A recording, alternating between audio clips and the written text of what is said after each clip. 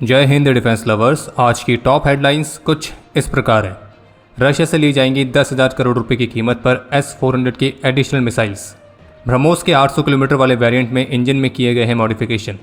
Official citation से सामने I operation सिंदूर की नई जानकारी। INS विक्रांत से पाकिस्तान को एक इनडायरेक्ट संदेश।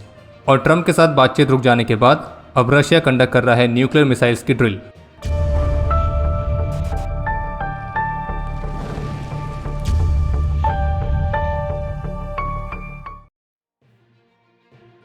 दुनिया का सबसे लॉन्गेस्ट रेंज का सरफेस टू एयर मिसाइल का किल रिकॉर्ड बनाने के बाद और कम से कम 6 से 7 पाकिस्तानी फाइटर्स को डाउन करने के बाद अब भारत रशिया के साथ S-400 एयर डिफेंस सिस्टम्स की और भी अधिक संख्या में मिसाइल्स को खरीदने के लिए बातचीत कर रहा है। और ये डील 10,000 करोड़ रुपीस के आसपास रहेगी। और इस मामले पर ANI की तरफ से जो रिपोर्ट जारी की गई है उसमें डिफेंस सोर्सेज के हवाले से बताया गया है कि भारतीय वायुसेना अपनी एयर डिफेंस कैपेबिलिटीज़ को महत्वपूर्ण तरीके से बढ़ाने के लिए काफ़ी महत्वपूर्ण संख्या में इन मिसाइल्स को खरीदेगी। और इसके लिए जो डिस्कशन है वो रशियन साइड के साथ ऑलरेडी चल रहा है। और ANI की रिपोर्ट में ही इस बात को मेंशन किया गया है कि कैसे भारतीय वायुसेना ने S-400 एयर डिफेंस सिस्टम की मदद से पाकिस्तान की टेरिटरी के अंदर ही 300 किलोमीटर की दूरी पर स्थित उनके एक स्पाई प्लेन और कम से कम 5 से 6 पाकिस्तानी फाइटर एयरक्राफ्ट को डाउन किया था। और S-400 की इसी ज़बरदस्त परफॉर्मेंस को देखने के बाद ही इसके एडिशनल मिसाइल्स को खरीदने के लिए काम चल रहा है। और ANI की रिपोर्ट के मुताबिक ये जो प्रस्ताव है ये कल 23 अक्टूबर को DAC की मीटिंग में अप्रूवल के लिए लाया जाएगा। और इसके अलावा ये भी कहा गया है कि जो भारत है वो S-400 की और भी स्क्वाड्रंस को भी अपनी इन्वेंट्री में ऐड करने पर विचार कर रहा है। और इसके अलावा अपनी बियॉन्ड विजुअल रेंज कैपेबिलिटी को बढ़ाने के लिए रशिया से एक नई एयर टू एयर मिसाइल को खरीदने के ऑप्शंस पर भी विचार किया जा रहा है। और बाकी ब्रह्मोस मिसाइल की कैपेबिलिटीज़ को बढ़ाने और ब्रह्मोस के ही अलग अलग वेरिएंट्स पर भी डिस्कशन चल रहा है। और ऐसा आपको ध्यान होगा कि लास्ट अपडेट में हमने आपको ये भी बताया था कि जो पाकिस्तान है वो भी चाइना से PL-17 लॉन्ग रेंज की BVR मिसाइल्स को खरीदने के लिए काम कर रहा है। तो उससे ही संबंधित पहले भी रिपोर्ट्स आई थी जिनमें कंफर्म किया गया था कि भारत की योजना में रशिया की R-37M मिसाइल्स को खरीदना भी शामिल है। और संभावित रूप से ANI की इस लेटेस्ट रिपोर्ट में जिस लॉन्ग रेंज की एयर टू एयर मिसाइल के बारे में बात की गई है वो रशिया की यही R-37 है। वो रशिया की यही R-37M है जिसकी ऑपरेशनल रेंज 200 किलोमीटर्स तक है और ये RVVBD के नाम से भी जानी जाती है। लेटेस्ट रिपोर्ट्स के मुताबिक इंडियन आर्म फोर्सेस की सर्विस में जो ब्रह्मोस मिसाइल का 800 किलोमीटर की रेंज वाला नया वेरिएंट है वो केवल 2 वर्षों से भी कम समय के अंदर औपचारिक रूप से इंडक्ट किया जाएगा। और वहीं जो 200 किलोमीटर की रेंज वाली अस्त्र एयर टू एयर मिसाइल है तो वो भी 2026-27 से अपने प्रोडक्शन के लिए तैयार है।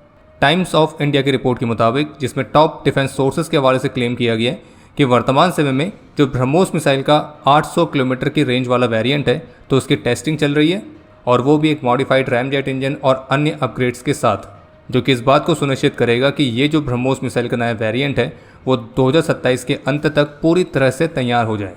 और चूंकि ब्रह्मोस मिसाइल के इंजन में भी मॉडिफिकेशंस किए गए तो इसी वजह से ब्रह्मोस का जो भी मौजूदा वेरिएंट है जिसकी रेंज 450 किलोमीटर्स तक है और जो कि मैक 2.8 की रफ्तार से ट्रैवल करने में सक्षम है, तो उसकी तुलना में ब्रह्मोस का जो नया वेरिएंट होगा वो थोड़ी और अधिक रफ्तार के साथ ट्रैवल करने में सक्षम होगा और वो भी 800 किलोमीटर की दूरी तक।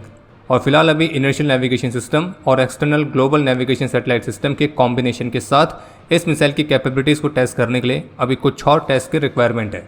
और ये वो सिस्टम्स हैं जो कि इस मिसाइल की एक्यूरेसी, रेजिलियंस और इसकी एंटी जैमिंग कैपेबिलिटीज़ को सुनिश्चित करते हैं।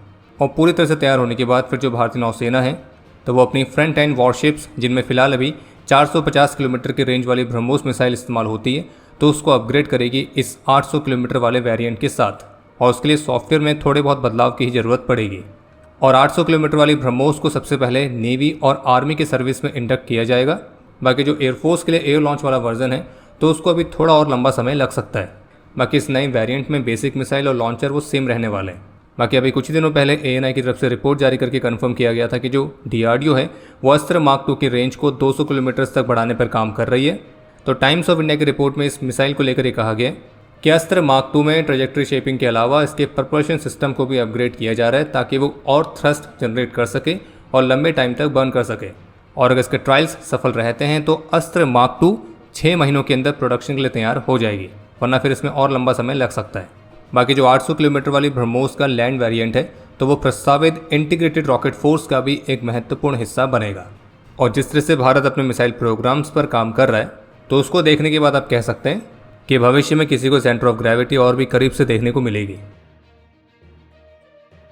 आप सभी को ध्यान होगा कि 15 अगस्त 2025 को भारत के राष्ट्रपति और इंडियन आर्म फोर्सेस की सुप्रीम कमांडर श्रीमती द्रौपदी मुर्मू जी ने इंडियन आर्म फोर्सेस और अदर सर्विसेज के सोल्जर्स के लिए उनके असाधारण साहसपूर्ण कार्य और विशिष्ट सेवा के लिए प्रेस्टिजियस गैलेंट्री और सर्विस अवार्ड्स को अप्रूव किया था। और इनमें से अधिकतर अवार्ड्स हमारे उन वीरों को दिए गए थे जिन्होंने ऑपरेशन सिंदूर के दौरान काफ़ी महत्वपूर्ण भूमिका निभाई थी। तो अब इन्हीं प्रेस्टिजियस गैलेंट्री अवार्ड्स को लेकर ऑफिशियल साइटेशंस भी जारी कर दिए गए और इन्हीं ऑफिशियल साइटेशंस के माध्यम से ही ऑपरेशन सिंदूर से संबंधित कुछ और इंटरेस्टिंग इन्फॉर्मेशन सामने आई है। लेकिन आपको ये स्पष्ट कर दें कि इन ऑफिशियल साइटेशंस में किसी भी पर्टिकुलर ऑपरेशन का नाम नहीं लिया गया है, लेकिन उन साइटेशंस को पढ़ के कोई भी कह सकता है कि यहाँ पे बात ऑपरेशन सिंदूर की ही हो रही है। तो अब इन ऑफिशियल साइटेशन से जो जानकारी सामने आई है तो उसमें से कुछ इस प्रकार है।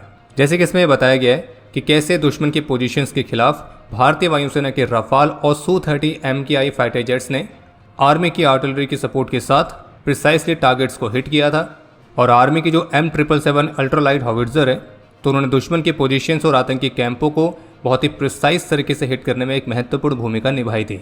इस साइटेशन में जानकारी भी सामने आई कि ग्रुप कैप्टन रंजीत सिंह सिद्धू, जिन्होंने डेजिग्नेटेड टारगेट्स को डिस्ट्रॉय करने के लिए multiple deep penetration strike missions को लीड किया था और कॉम्प्लेक्स थ्रेट सिनेरियोज और एक लेयर्ड एयर डिफेंसेस को फेस करने के बावजूद उन्होंने अदम्य साहस और वीरता का परिचय देते हुए अपने मिशन को सफलतापूर्वक पूरा किया। इसी तरह से ग्रुप कैप्टन मनीष अरोड़ा, तो उन्होंने दुश्मन के एडवांस वेपन सिस्टम से सुरक्षित प्री डिटरमाइंड टारगेट्स को न्यूट्रलाइज करने के लिए एक अनस्कॉटेड स्ट्राइक पैकेज को लीड किया था और long range beyond visual range missile से इक्विप्ड एयरक्राफ्ट द्वारा सुरक्षित सीमलेस रडार कवर के साथ एयर स्पेस में ऑपरेट करते हुए उन्होंने मिशन के ऑब्जेक्टिव्स को अपनी सुरक्षा से ऊपर रखते हुए अपने निर्धारित लक्ष्यों पर अपने वेपन्स फायर किए और अपनी एग्रेसिव मैन्यूवरिंग कैपेबिलिटीज़ का इस्तेमाल करते हुए उन्होंने दुश्मन के फोर्सेस को टैक्टिकल केओस में धकेल दिया था और जिससे जो दुश्मन है वो जवाबी कार्रवाई करने में असमर्थ हो गए थे। इसी तरह से ग्रुप कैप्टन अनिमेश पाटनी, जो कि फॉरवर्ड एयरबेस पर एक strategic surface to air missile के स्क्वाड्रन को कमांड कर रहे थे, तो उन्होंने एक बहुत बड़े एरिया पर सर्विलियंस को सुपरवाइज करने के साथ साथ 2 फायरिंग यूनिट्स को भी कंट्रोल करते समय अपनी कमाल की लीडरशिप का डेमोन्स्ट्रेशन दिया। और उनके इसी फोकस और एबिलिटी के चलते न केवल कॉम्प्लेक्स प्रॉब्लम्स के लिए इनोवेटिव सॉल्यूशंस को इंटीग्रेट करके अपोजिंग फोर्सेस को महत्वपूर्ण नुकसान पहुंचाया, बल्कि इसके साथ साथ अपने खुद के इक्विपमेंट को भी इंटेंस फायरिंग से सेव किया। इसी तरह से ग्रुप कैप्टन कुणाल कालरा, जो कि एक शॉर्ट नोटिस पर अनस्कॉटेड स्ट्राइक पैकेज को लीड कर रहे थे, तो वेपन डिलीवरी के दौरान उनके एयरक्राफ्ट के सिस्टम में कुछ तकनीकी खामी आई और यह तब हुआ जब दुश्मन अपने मल्टीपल एरियल और ग्राउंड लॉन्चेस की मदद से उनको टारगेट कर रहा था। लेकिन इस सिस्टम माल फंक्शन के बावजूद उन्होंने अपने वेपन सिस्टम्स को रीसेट करने के लिए रेमेडियल एक्शंस लिए और फिर तुरंत ही दोनों ही टारगेट्स पर सफलतापूर्वक डिस्ट्रक्शंस को सुनिश्चित किया। इनके अलावा विंग कमांडर जॉय चंद्रा, जिन्होंने दुश्मन के heavily network air defence grid, जिसमें एयर डिफेंस नेटवर्क और मॉडर्न लॉन्ग रेंज मिसाइल्स के साथ equipped surface to air guided weapons भी शामिल थे, तो इसके बावजूद उन्होंने अपने प्री डिटरमाइंड टारगेट्स को प्रिसिशन के साथ हिट किया। इसी तरह से स्क्वाड्रन लीडर सार्थक कुमार, तो इनकी मिशन प्लानिंग में बेहद ही महत्वपूर्ण भूमिका थी। इनके अलावा स्क्वाड्रन लीडर सिद्धांत सिंह, तो इन्होंने प्री डेजिग्नेटेड टारगेट पर एक स्टैंड ऑफ प्रिसिशन स्ट्राइक के लिए 3 एयरक्राफ्ट फॉर्मेशन को लीड किया था और दुश्मन के हैविली नेटवर्क और इंटीग्रेटेड एयर डिफेंस एनवायरनमेंट के बावजूद इन्होंने सफलतापूर्वक टारगेट पर स्ट्राइक करी थी।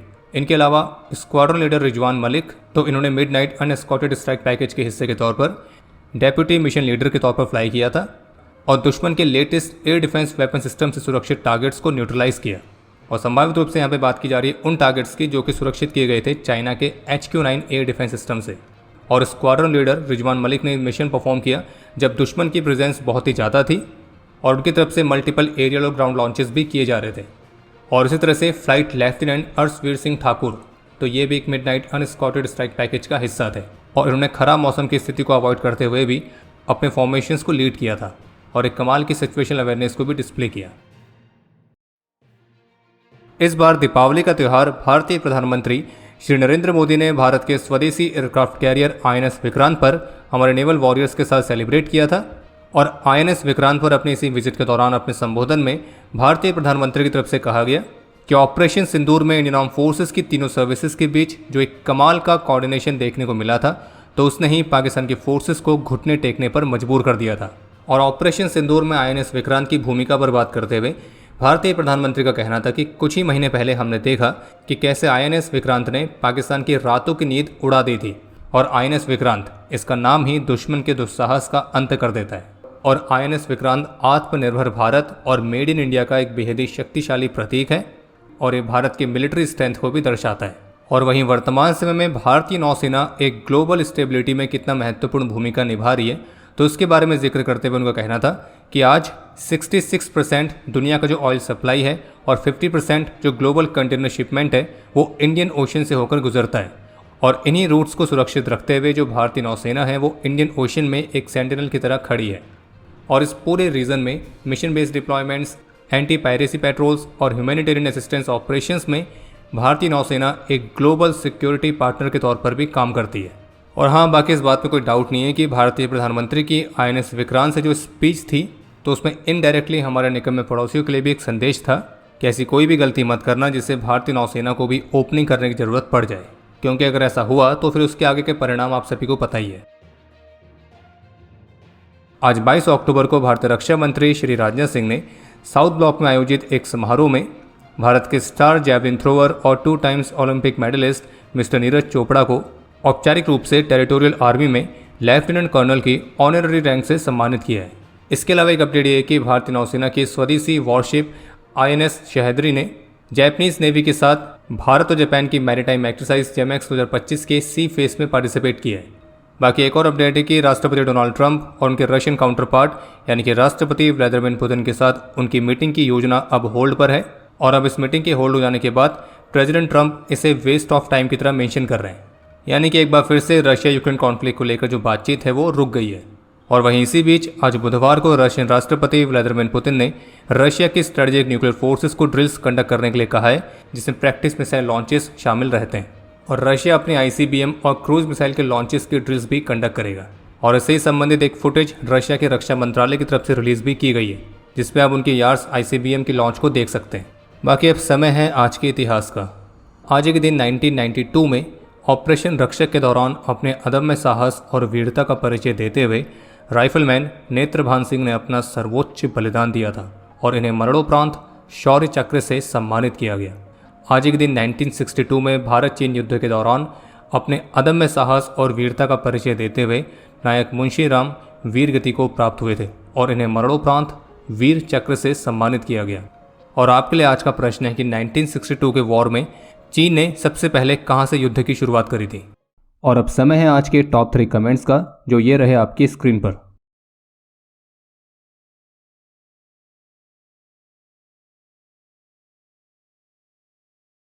उम्मीद है आपको आज का एपिसोड पसंद आया होगा। पसंद आया तो वीडियो को लाइक करना ना भूलें। आपके कोई भी सुझाव या सवाल हो तो उसके लिए कमेंट सेक्शन ओपन है। और अगर आप डिफेंस रिलेटेड और भी एक्सक्लूसिव कंटेंट में दिलचस्पी रखते हैं तो आज ही प्ले स्टोर से डिफेंस स्क्वाड की सुपर ऐप को डाउनलोड करना ना भूलें। और अगर आप चैनल पर पहली बार आए हैं तो squadron.in पे जाके हमारे नए डिज़ाइंस को भी चेकआउट जरूर करें। बाकी जल्द मिलेंगे नए एपिसोड के साथ। तब तक के लिए जय हिंद, जय भारत।